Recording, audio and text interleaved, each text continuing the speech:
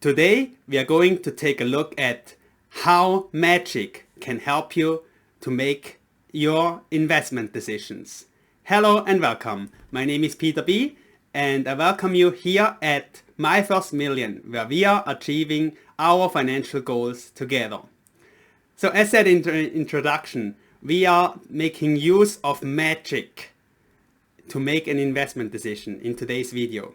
And for this, we basically are covering a concept that I have learned many years ago during my commercial apprenticeship, which is called the magic triangle of investing. So let me quickly share my screen here. So the magic triangle of investing, this is how this concept is called. As you can see, the triangle is covering three areas: return, risk, and liquidity. So these are the three areas. And why is it called magic triangle? Because these three areas are always affecting one another in investments. So if you want to change one of the three factors, it most likely will change at least one of the other two, or often even both of them. So what's the ideal situation for the magic triangle as an investor? Ideally, what you want to see is you want to have high returns. And of course, when it comes to risk, you want to have low risks. And liquidity, of course, you want to see high liquidity. So returns means the profits that you're making from your investments. Risk is self-explanatory, basically just covering the risk that you might make some losses or the investment is failing. And liquidity is how quickly can you access your capital, the money that you have invested. So high liquidity means you can get your money back very fast, maybe immediately or within a few days or a few weeks. Low liquidity means maybe you need to wait years until you can get your money back from the investments. So as said, this is the ideal situation. You want to have high returns, low risks, and high liquidity. Get your money back whenever you want to have it back. However, you will never see this situation in any kind of investments.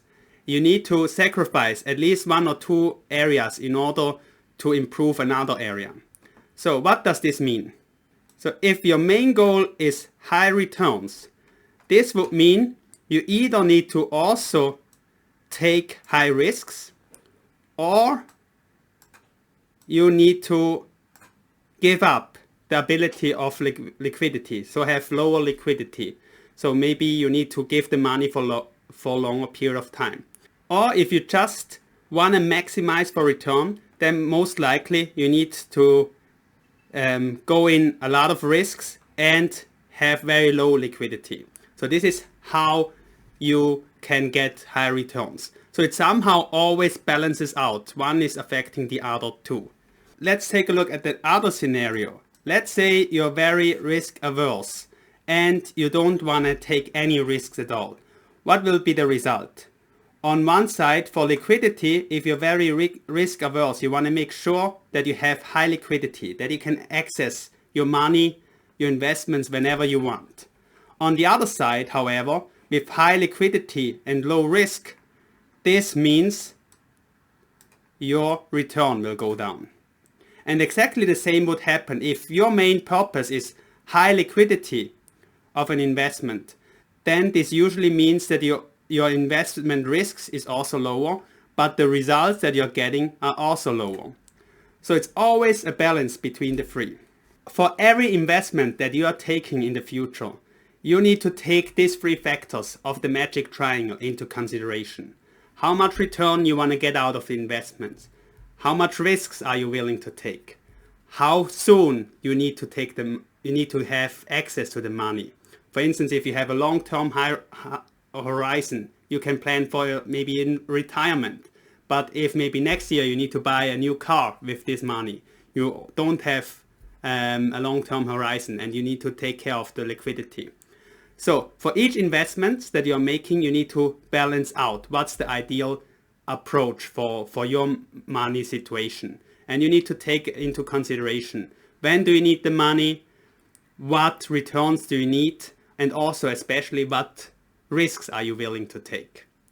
And of course, in the end, when you know all three areas for your personal situation, for a specific investment, you can try to optimize your investments and find the most suitable investment for you. Whether this is stocks or bonds or ETFs or maybe real estate or just like a savings account, something like this. It always needs to match the three factors in your specific investment situation.